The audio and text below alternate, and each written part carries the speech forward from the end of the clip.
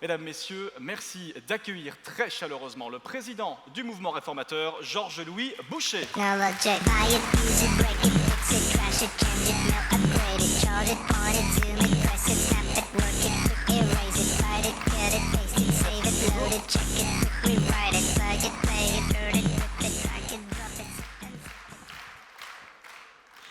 Merci beaucoup, merci pour votre présence aussi nombreuse au 1er mai du seul vrai parti du travail. Et je voudrais ce matin particulièrement remercier nos témoins, que ce soit Rachida, Jean, Fabien, Gary, toutes ces personnes qui sont venues, et déjà chapeau à elles parce qu'elles ont dû débattre avec des gens qui ont extrêmement l'habitude de faire ce genre d'exercice. Et elles sont venues témoigner en fait de leur amour du travail et aussi d'un élément, et je le retiens du témoignage de Rachida, je le retiens du témoignage de Jean, c'est qu'on a parfois le sentiment, un peu trop rapidement, qu'il y aurait des métiers moins valorisants. Eh bien, ils vous ont montré à quel point leur métier, ils l'aiment. Ils vous ont montré à quel point leur métier, parce qu'ils le font bien, eh bien, ils le valorisent. Ils ont montré à quel point, comme dans toute société humaine ou vivante, chaque maillon de la chaîne est indispensable. Et donc je vous demande vraiment un tonnerre d'applaudissements pour ces témoins et à travers eux pour l'ensemble des travailleurs du pays.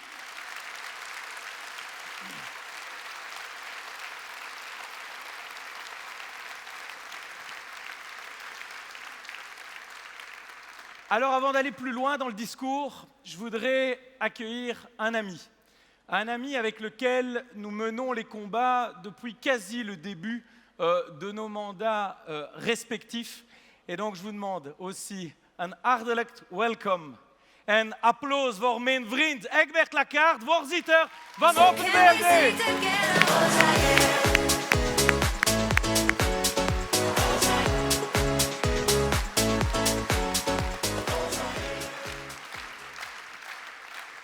Egbert, je t'en prie. Merci Georges-Louis, merci chers membres du MR. Je me suis libéré aujourd'hui pour être avec vous, mais c'est l'anniversaire de ma maman et de mon fils aîné, mais on a postponé la fête pour être chez vous. Mais, juste une remarque, ta maman et ton fils sont nés le jour de la fête du travail, c'est pas un hasard. En fait, c'est pas un hasard. Ils ont dû attendre, c'est le 2 mai, mais on fête toujours le 1er mai. Mes chers amis, pourquoi est-ce que je suis là? D'abord, avec l'amitié pour Georges-Louis, j'aime être là chez vous avec cette fête du travail. Parce que cette fête du travail n'appartient pas aux socialistes, il appartient aux libéraux qui se battent tous les jours pour ceux qui travaillent dans ce pays et qui veulent avancer au pays.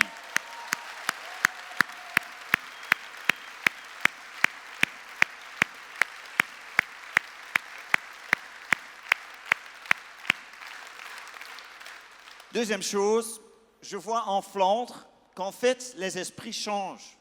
Georges-Louis l'a nommé hier parce qu'on était dans une émission télévisée ensemble au VRT. Et en fait, quand je vois, on veut motiver tous ceux qui travaillent tous les jours. On veut qu'ils gagnent plus net. Mais il y en a dans notre société qui choisissent pour l'assassinat, pour le chômage, pour faire une carrière, pour ne pas faire le mieux ce qu'ils peuvent faire pour notre pays. Alors là, pour nous, ce n'est pas un choix. Il n'y a pas un choix pour choisir pour le chômage.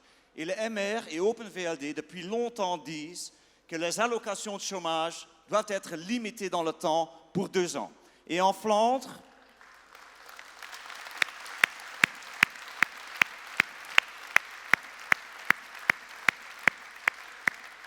comme on était seul, Georges-Louis d'abord, le CD1V a changé de président. Et par hasard, maintenant, ils sont aussi pour.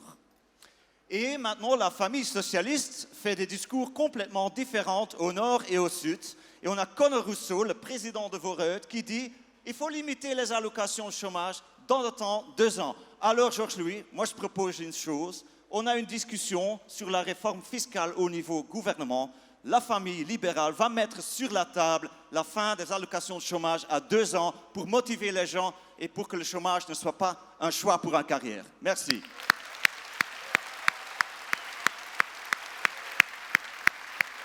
Merci Egbert. So can we sing together?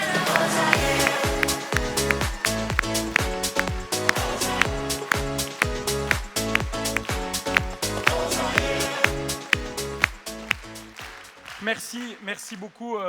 Merci beaucoup Egbert. Et d'ailleurs, si ta maman et ton fils veulent venir célébrer leur anniversaire ici, il y a un très chouette barbecue, donc ils sont vraiment les bienvenus. Chacun leur fera la fête. Alors, comme l'a dit Egbert, c'est un point qui est fondamental. Nous vous avons répété depuis le début de la matinée que nous sommes le vrai parti du travail. Nous sommes le vrai parti du travail parce qu'aujourd'hui, la gauche et le Parti socialiste en particulier a délaissé le travail. Ils ont délaissé le travail au profit de l'assistanat, au profit du communautarisme. On en voit le résultat aujourd'hui. On en voit le résultat à Molenbeek. On en voit le résultat à Laken. On en voit aussi le résultat dans les grandes villes de Wallonie.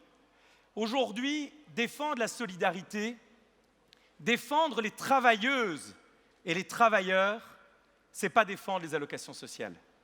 C'est défendre la baisse d'impôts, c'est défendre la mise à l'emploi, c'est récompenser celles et ceux qui, tous les matins, font des efforts pour eux, leur famille et leur pays. Alors, vous me direz, peut-être que le Parti socialiste est en train d'évoluer. Effectivement, le Parti socialiste évolue. Il évolue, mais avec une mauvaise boussole. Il évolue avec la boussole de Raoul. Il évolue dans le sens du PTB. Il évolue dans le sens de l'idéologie qui a raté partout où elle a été appliquée. L'idéologie communiste qu'il faut oser nommer. Le Parti socialiste, aujourd'hui, est dans une course effrénée derrière les populistes du PTB. Alors face à cela, plus que jamais, nous aurons besoin de nous mobiliser. Nous aurons besoin du projet alternatif qu'incarne le projet libéral.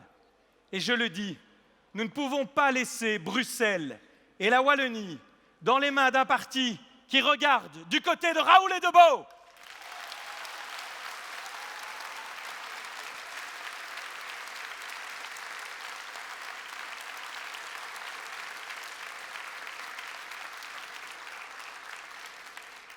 Alors, je le disais, la récompense du travail, elle doit se faire de façon concrète. Elle ne peut pas se faire par des mots, par des discours. Et Egbert vient de l'indiquer. Aujourd'hui, vous entendez dans les médias beaucoup de formations politiques qui vous disent « le travail doit récompenser plus que les allocations ». C'est déjà une grande évolution. Parce que je vous demande de retenir à quel point nous étions fustigés, vilipendés, attaqués, lorsque nous étions les seuls à dire que certaines personnes inactives gagnaient plus que des travailleuses ou des travailleurs. Aujourd'hui, cette réalité semble admise par tous, mais uniquement dans les discours. Parce que je dois vous le dire, à la table du gouvernement, nous sommes les seuls à avoir lié une réforme du marché du travail à une réforme fiscale. Pourquoi faire le lien entre les deux? Nous faisons le lien entre les deux parce que nous savons que l'argent gratuit n'existe pas. Si nous voulons baisser l'impôt, nous devons augmenter le niveau d'activité de notre pays. Il faut qu'il y ait plus de gens qui travaillent. La Belgique fait partie des 5 pays en Europe où le taux d'activité est le plus faible. C'est la seule et unique raison pour laquelle l'impôt est si important. Moins vous avez de gens qui travaillent, plus vous devez aller profondément dans leur poche pour avoir l'argent dont l'État a besoin. Plus vous augmentez le nombre de travailleuses et de travailleurs, plus vous diminuez la charge sur chacune et chacun d'eux. Et donc, je le répète devant vous, je le prends comme un serment. Il n'y aura pas de réforme fiscale sans réforme du marché du travail parce que ça reviendrait à mener une opération veste-sac, brook-sac opération. On vous prend dans votre veste pour vous remettre dans votre poche. Nous ne voulons pas ça. Nous ne voulons pas un shift fiscal. Nous voulons une diminution d'impôts parce qu'aujourd'hui, il y a un titre que nous devons perdre. C'est celui de champion du monde de la fiscalité.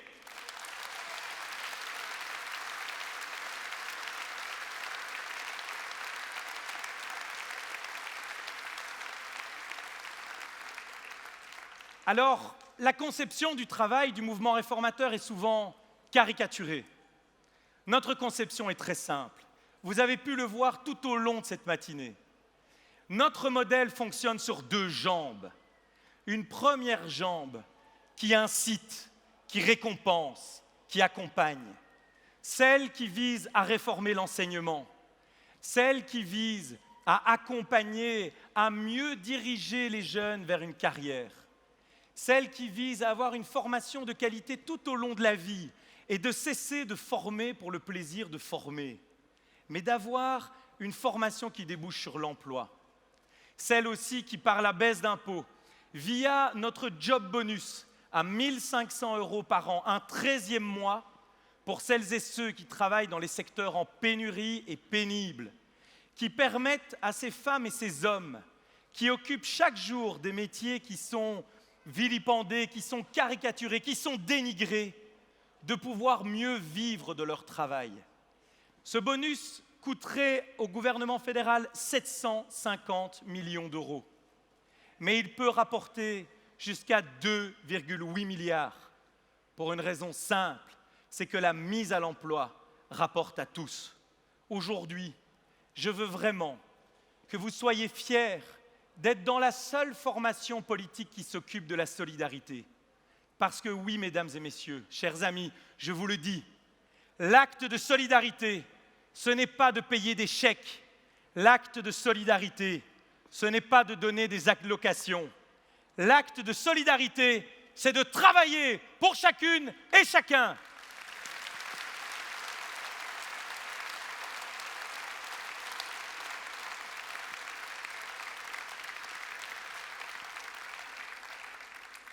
Egbert l'a dit tout à l'heure, pour appliquer cette vision, nous ne devons pas attendre 2024.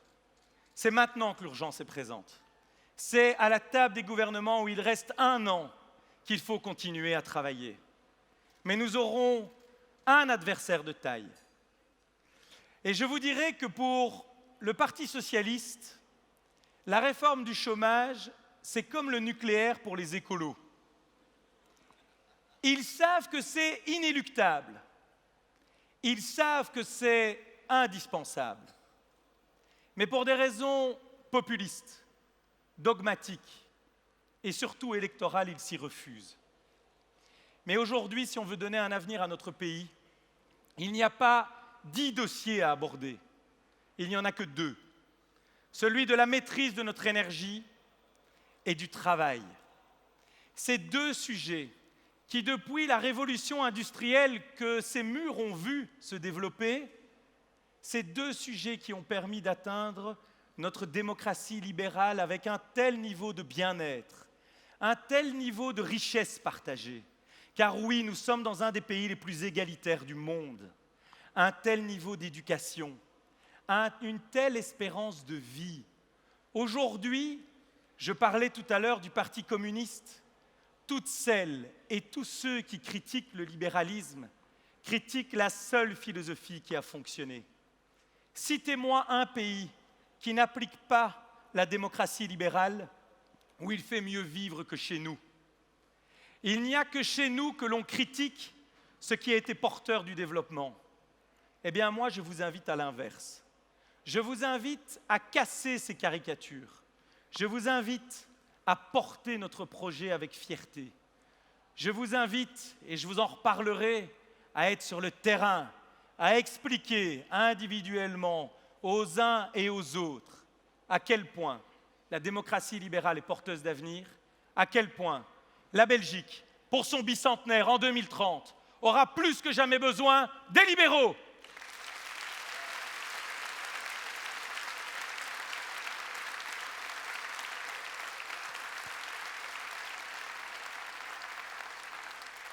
Alors, puisque nous avons la chance d'avoir de nombreux représentants de la presse, je voudrais m'adresser directement à nos concitoyens, et en particulier à celles et ceux qui vivent à Molenbeek, à Laken, à Mons, à Charleroi, à Liège, à La Louvière, partout où le socialisme a fait ce qu'il sait faire de mieux, de la précarité sociale, de l'inactivité.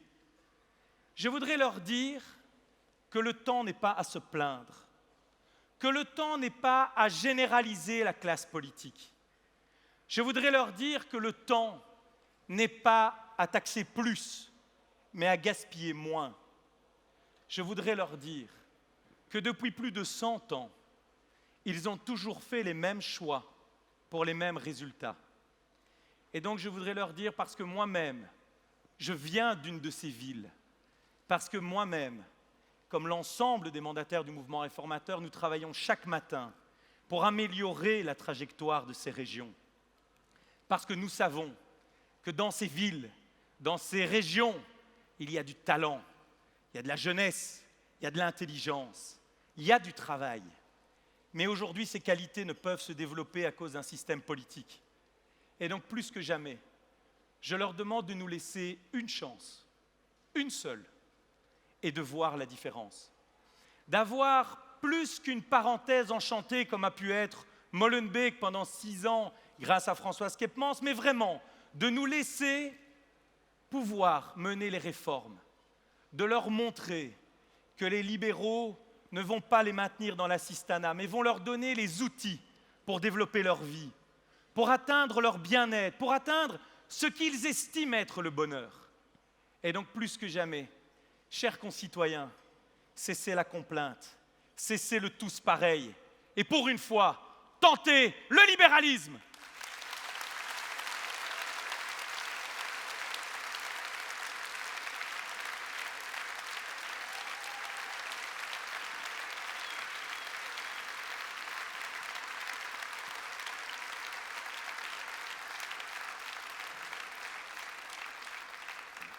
Alors, pour que ça advienne, il ne faudra pas uniquement que je le dise ce matin sur cette estrade, ainsi que tous mes collègues, ainsi que tous ceux qui ont pris la parole. Il va falloir que chacune et chacun d'entre vous aille porter le message. Il faut que cet après-midi, vous profitiez. Il y a un beau barbecue, il y a des jeux pour les enfants, il y a des stands de nos sections. Profitez, amusez-vous, c'est important. On sait s'amuser aussi chez les libéraux. Mais dès demain matin, il faut mettre votre meilleure paire de baskets et il faut aller sonner à chacune des portes. Il faut convaincre les gens un par un. Il faut se mobiliser. Il faut se mobiliser avec cette ferveur qui vient du fait que nous sommes les seuls à défendre le projet de société qui est le nôtre. Alors vraiment, plus que jamais, mettez vos baskets et partez pour une année complète de campagne. Le travail est immense, mais nos cœurs sont vaillants. Alors, avec l'ardeur libérale, je sais que l'on peut offrir un projet alternatif à notre pays. Je compte sur vous.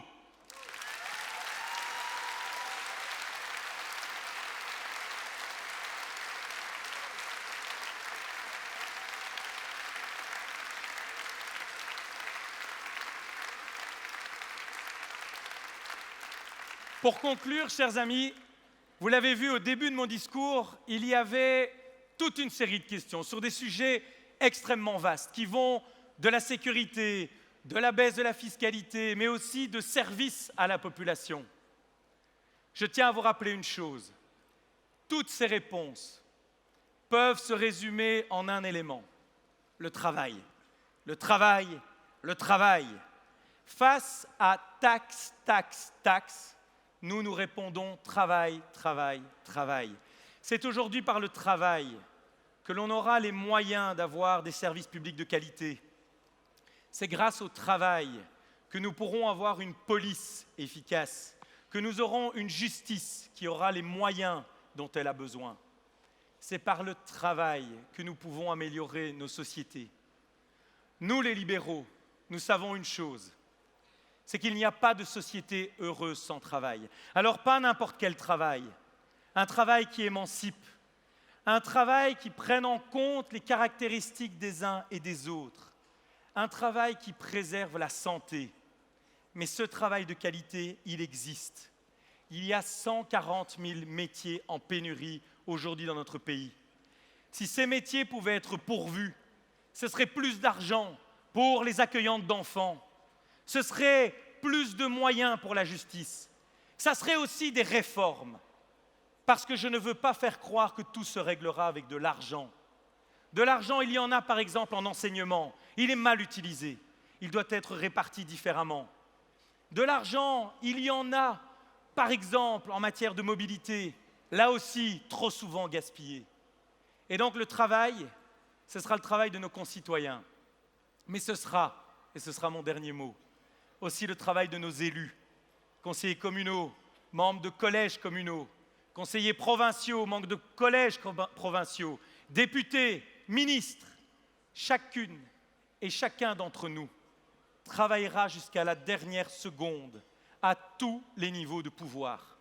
Parce que les réformes, c'est maintenant. Les réformes, nous les ferons avec vous, plus que jamais. Portez notre projet fièrement. Soyez fiers d'être des libéraux.